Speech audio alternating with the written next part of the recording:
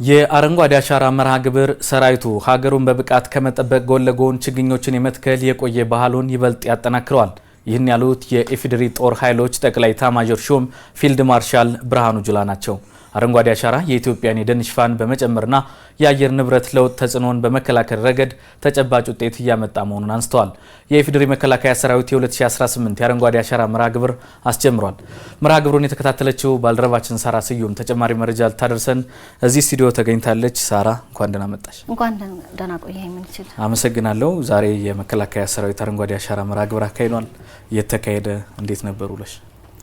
እንግዲህ አንተም ቀደም ብለህ እንደጠቀስከው የመከላከያ ሚኒስቴር ዋና መስሪያ ቤት ነው ይህ የአረንጓዴ አሻራ መርሃ ግብር የተካሄደው። በዚህ መርሃ ግብር ላይ የጦር ኃይሎች ጠቅላይ አዛዥ ፊልድ ማርሻል ብርሃኑ ጁላ፣ የመከላከያ ሚኒስትር ኢንጂነር አይሻ መሐመድን ጨምሮ ከፍተኛ የሰራዊቱ አመራሮች፣ አባላት እንዲሁም ደግሞ የሌሎች ሀገራት ወታደራዊ አታሼ በተገኙበት ነው የዚህ የአረንጓዴ አሻራ መርሃ ግብር የተካሄደው።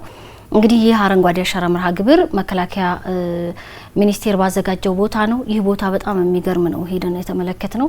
የሚበሉ በተለይ ለምግብነት የሚውሉ ችግኞች የተተከሉበት ራሱን የተከለለ በዲፓርትመንት ወይም ደግሞ በክፍል የሚመራ መሆኑ በተለይም ለሌሎች ለልደታ ክፍለ ከተማ የተለያዩ የፍራፍሬዎችን እንዲሁም ደግሞ ለምግብነት የሚውሉ ምርቶችን እንደሚያቀርብ እንዲሁም ደግሞ የአሳ ምርቶችንም እዛው አምርቶ ወደ ልደታ ክፍለ ከተማ ላሉ ኢንተርፕራይዞች እንደሚያቀርቡ ነው የተመለከት ነውና እጅግ ያስደነቀን ነገር ነው። ይህ የአረንጓዴ አሻራ መርሃ ግብር ትልቅ ውጤትም እያመጣ እንደሆነ የተመለከትንበት ነው። እንግዲህ በዚህ ወቅት የፊልድ ማርሻል ብርሃኑ ጁላ ንግግር አድርገው ነበረ። በንግግራቸውም የአረንጓዴ አሻራ መርሃ ግብር የአየር ንብረት ለውጥ ተጽዕኖን ለመቋቋም በተለይ ደግሞ የደን ሽፋንን ለመጨመር ትልቅ አበርክቶ እንደነበረው አንስተዋል።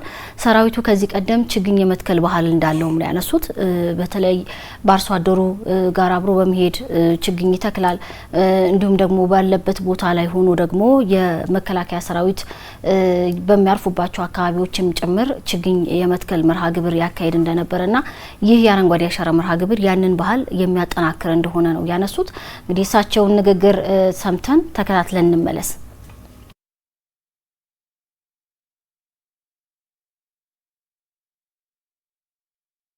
አዲስ አበባ ከ5 ዓመት በፊት ስናየው አንድ አይደለም። አዲስ አበባ የምንድነው የከተማ ልማት የኮሪደር ልማት ብቻ ሳይሆን የደን ልማትም አብሮ እየተካሄደ ነው። ስንንቀሳቀስ አሁን ፎቁንም ደኑንም ዛፉንም እኩል ነው የምናየው። የደን ሽፋን ለመመለስ ግሪን ሌጋሲ ለማሳካት መከላከያ ሰራዊታችንም ልክ እንደ ህዝባችን በጣም ኃላፊነት አለበት። እውነት ለመናገር መከላከያ ሰራዊት የደን ሽፋን ለመመለስ ስራ የጀመረው ቀድሞ ነው። ካምፖቹ፣ ሰፈሮቹ ደን ይለብሳሉ፣ ይተክላል፣ ይንከባከባል። ከካምፕም ከግቢም ወጣ ብሎ ወደ ህብረተሰብ ሄዶ ከህብረተሰብ ጋር ዛፍ ይተክላል። ቦታ ወስዶ ተራራዎችን ያለማል። እንደዚህ አይነት ባህል ያለው ሰራዊት ነው። እንግዲህ በዚህ ወቅት የመከላከያ ሚኒስትር ኢንጂነር አይሻ መሐመድ ተገኝተው ነበረ። እሳቸውንም አነጋግረናቸው ነበር። ከኢኮኖሚ ተጠቃሚነት አንጻር እየተሰራ ያለው ስራ ምን ይመስላል? የዚህ አረንጓዴ አሻራ መርሃ ግብር የደን ሽፋንን ከመጨመር የአየር ንብረት ለውጥንም ከማስተካከል ባለፈ ምን ኢኮኖሚያዊ ፋይዳ አለው የሚለውንም አንስተንላቸው ነበር። በተለይ መከላከያ ሰራዊቱ በተለያዩ ቦታዎች የሀገርን ዳር ድንበር ከመጠበቅም ባለፈ የተሰጠውን ተልዕኮ ግዳጅ ከመወጣትም ባለፈ ኢትዮጵያ በምታደርገው ሁለንተናዊ እድገት የራሱን አሻራ እያበረከተ እንደሆነ አንስተዋል። እንደ ምሳሌነት ቅድም የጠቀስኩትን የመከላከያ ሰራዊት ዋና መምሪያ ግቢውን አንስተዋል። በርካታ የልማት ስራዎች ነው የሚሰሩት። ይህ ደግሞ ከራሱም አልፎ ራሱን ከመመገብም ባለፈ ለኢንተርፕራይዞች የሚያቀርብ ተቋም መሆኑንም ነው ያነሱት። ይህ ደግሞ በኢትዮጵያ ኢኮኖሚ እድገት ላይ ትልቅ አስተዋጽኦ የሚያበረክት እንደሆነ አንስተዋል። በአጠቃላይ ባለፉት ዓመት የኢትዮጵያ መከላከያ ሰራዊት አባላት በሁሉም የሀገሪቱ ክፍሎች ማለት ነው ከ18 ሚሊዮን በላይ ችግኞች ተክለዋል።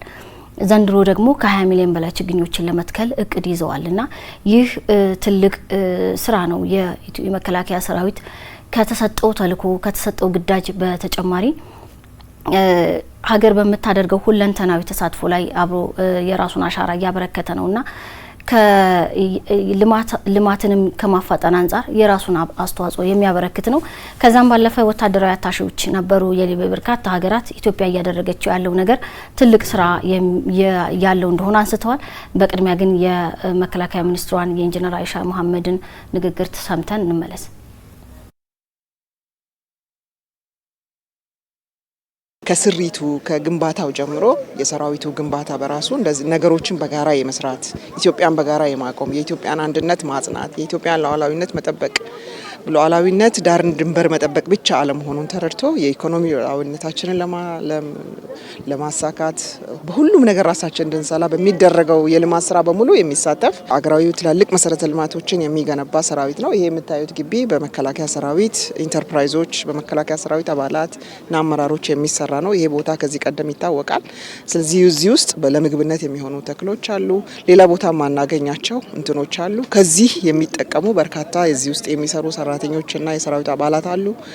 ከዚህ አልፎም ለልደታ ክፍለ ከተማ ኮንትሪቢዩት ያደርጋል። ለምሳሌ የአሳ ምርትን እዚህ ግቢ በማምረት ለልደታ ክፍለ ከተማ የህብረት ስራ ማህበራት ያቀርባል እና የተለያዩ ወተት፣ እንቁላል፣ ዶሮ የመሳሰሉ የአትክልቶችና ፍራፍሬዎችን ለገበያ ማቅረብ የጀመረ ከራሱ አልፎ ሌላ መመገብ የቻለ አገር በሁሉም ዘርፍ ሁለንተናዊ የሆነ ራሷን ለመቻል የምታደርገውን ጥረት የሚደግፍ ሰራዊት ነው።